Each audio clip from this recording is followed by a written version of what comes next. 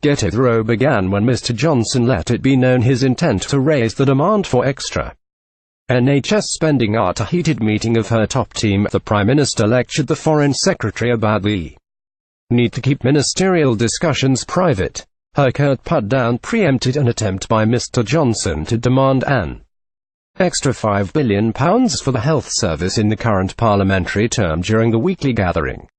Last night ministers were trading blows as the spat threatened to tear the cabinet apart.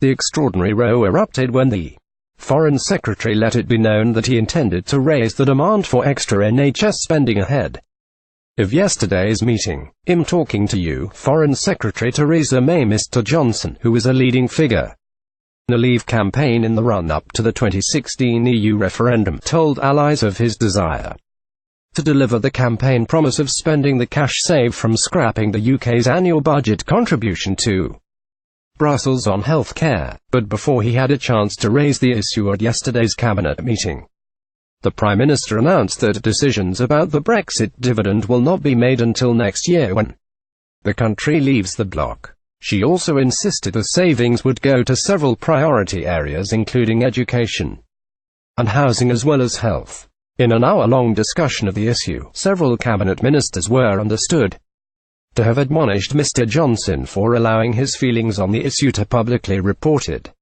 GettyThe heated meeting. May lectured the Foreign Secretary about the need to keep discussions private. Home Secretary Amber Rudd, who clashed with Mr. Johnson during the EU referendum campaign, told the meeting about the need for trust. "I'm talking to you, Foreign Secretary," she was reported to have said. The Prime Minister's official spokesman said the Prime Minister and a large number of ministers made the point that cabinet discussions should remain private. Brexit-backing ministers, including Michael Gove and Chris Grayling, were understood to have thrown their support behind Mr. Johnson's call. Health Secretary Jeremy Hunt also indicated his department would welcome extra cash. He also broke cover later to repeat his call for extra NHS spending at a hearing of the Commons Health Committee.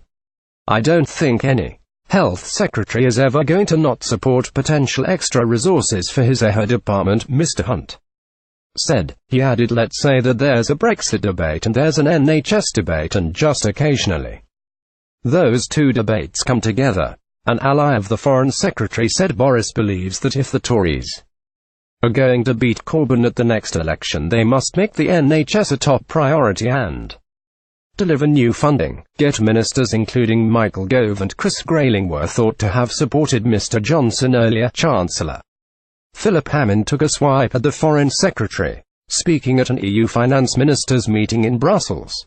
He suggested Mr. Johnson should stick to his foreign affairs brief and not comment on other government departments' work. "Mr. Johnson is the Foreign Secretary," the Chancellor told reporters as he arrived for a meeting of EU finance ministers in Brussels.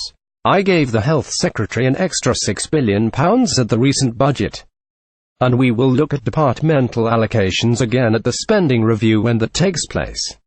Wed. February 22, 2017. Former Business Minister Anna Soubry, a leading Remain campaigner in the run-up to the referendum, called for Mr. Johnson to be sacked for disloyalty.